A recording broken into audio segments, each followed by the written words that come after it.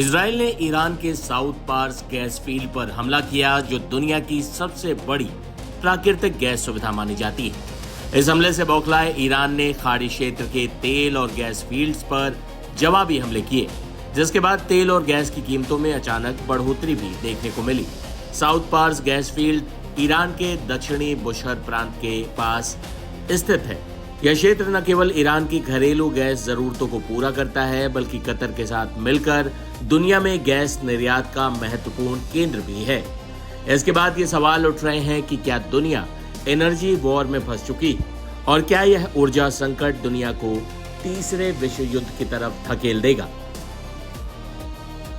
अपने सबसे बड़े गैस फील्ड पर हमले के तुरंत बाद ईरान ने कतर, सऊदी अरब, यूएई और कुवैत में ऊर्जा सुविधाओं पर हमले की धमकी दी और जवाबी हमला भी किया। ईरान ने कहां पलटवार किया वो भी आपको बता देते हैं। कतर में रास लफान इंडस्ट्रियल सिटी में ईरानी मिसाइल हमले से भारी नुकसान हुआ। कतर एनर्जी ने कहा कि आग पर काबू पाने के लिए आपातकालीन टीम तैनात की गई।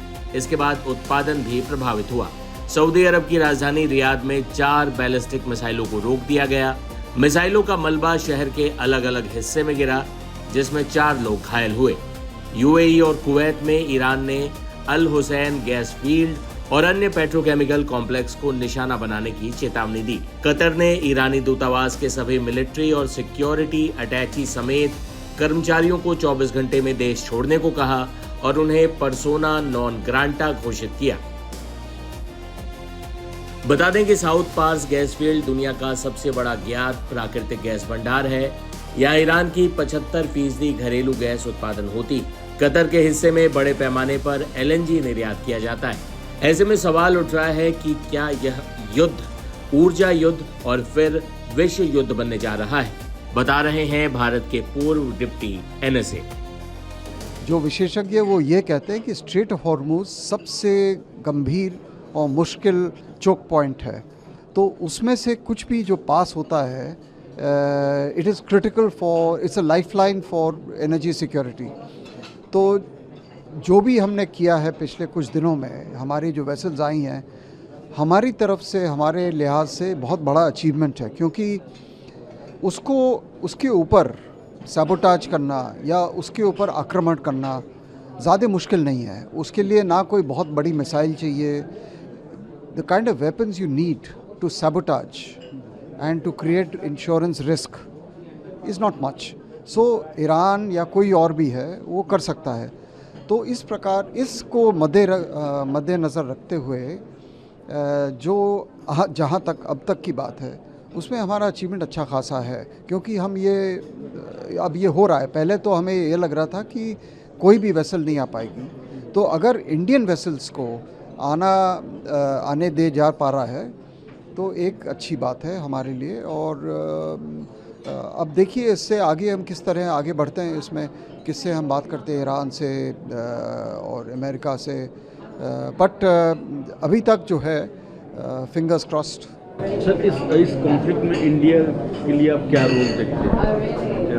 हमारे प्राइम मिनिस्टर जैसे कई कंट्री हेड से बात कर रहे हैं और विदेश मंत्री भी कई कंट्रीज में बात कर रहे हैं। रोल देखिए ऐसा है, हमारा रोल तो कुछ नहीं है। एक तरह से रोल मैं नहीं कहूँगा, पर हमारे ऊपर इसका जो सारा इम्पैक्ट आ रहा है वो बहुत गंभीर है और इसको हमें बड़ी केयरफुली समझना पड़ेगा और समझना चाहिए।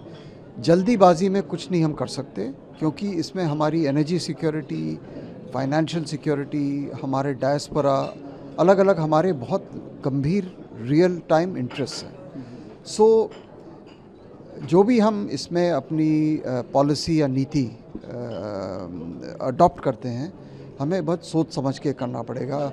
जल्दबाजी में या किसी इमोशनल बेसिस पे करना हमारे लिए उचित नहीं होगा, क्योंकि यूक्रेन युद्ध एक था, यूरोप में था, दूर था। ये तो बिल्कुल हमारे बगल में है, हमारे नेबरहुड में, हमारे पड़ोस में है। और इसमें हमारा इन्फ्लेशन, हमारी इकोनॉमी, हमारी इन्वेस्टमेंट्स सब जुड़े हुए हैं। सो जो भी हमें करना है सोच समझ के करना और होगा। सर आखिरी सवाल जो है, यूएस प्रेसिडेंट ट्रंप ने सारे कंट्रीज से अलाइज अपील करी थी कि अपने वॉरशिप जो है स्ट्रेट ऑफ हॉर्मुज भेजें प्रोटेक्ट करने के लिए अपने वेसल्स को, तो लेकिन उसमें कोई आगे नहीं आया है। ज़्यादातर देशों ने मना कर दिया। जर्मनी हो, आपके साथ पैनल पे जितने लोग थे सब कंट्रीज से लगभग जो है मना ही हो चुका है। किस तरह से आप इस डेवलपमेंट को देखते हैं? आई थिंक बड़ा ये इंटरेस्टिंग सवाल है। उन्होंने इंडिया का भी नाम लिया है ट्रंप साहब ने कि इंडिया, चाइना, जापान, कोरिया ये सब जो है पीड़ित देश हैं क्योंकि ये सब एनर्जी इंपोर्ट करते हैं। देखिए अब हम लोग क्या करते हैं, मुझे नहीं लगता कि हम कोई इंडियन नेवी को किसी और के झंडे के अंदर या किसी ट्रांस अटलांटिक या किसी ट्रांसनेशनल फोर्स के अंडर हम आने देंगे।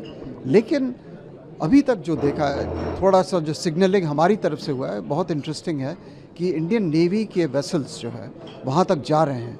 ये हमारे लिए एक नई चीज़ है, पहले भी किया लेकिन इस बार जो करना एक सिग्नलिंग है। तो देखते हैं आगे कैसे चलता है ये, पर इट्स इंटरेस्टिंग।